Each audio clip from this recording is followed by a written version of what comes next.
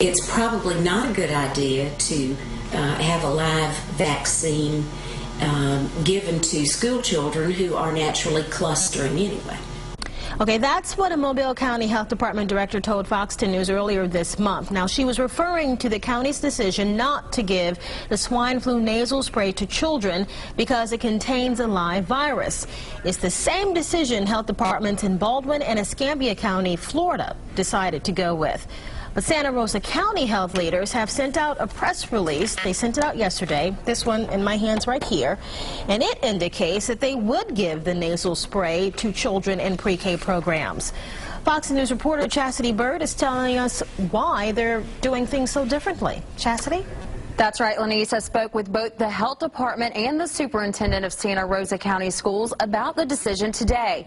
They say right now only pre-K will be administered the nasal vaccine, but they plan on offering it to other grades as well as more comes in. The vaccine is in, and is it staying put for long? The first shipment was all nasal spray.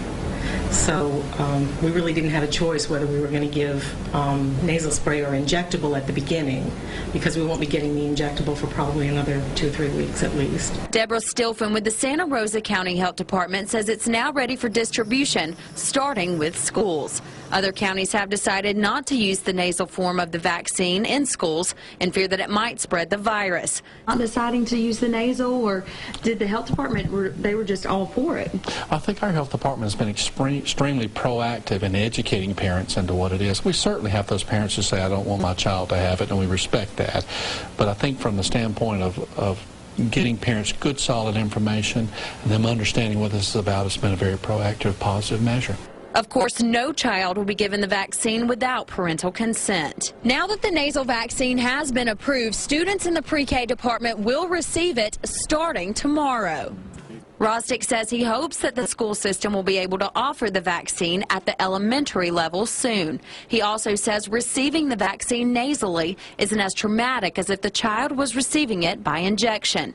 Deborah Stilfen says for those parents who question what's best for their child, their private pediatrician knows their child's health status better than anyone else, and their doctor is the best one to advise them on whether or not their child should get the vaccine.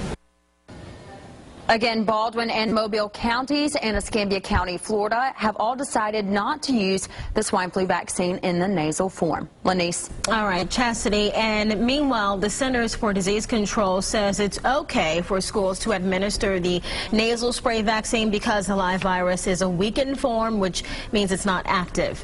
But the CDC also says transmission of the vaccine virus at close contact has happened in clinical studies, but only rarely. So here are some of the possible side effects, that children have experienced after getting the swine flu nasal spray: a runny nose, wheezing, headache, vomiting, muscle aches, and fever. Then there's this. New test results are showing that children under 10 may need 2 shots of the swine flu vaccine in order to be fully protected against the virus. Now, the CDC isn't surprised by that news, saying young children also need 2 doses of the regular seasonal flu vaccine in order to develop full immunity.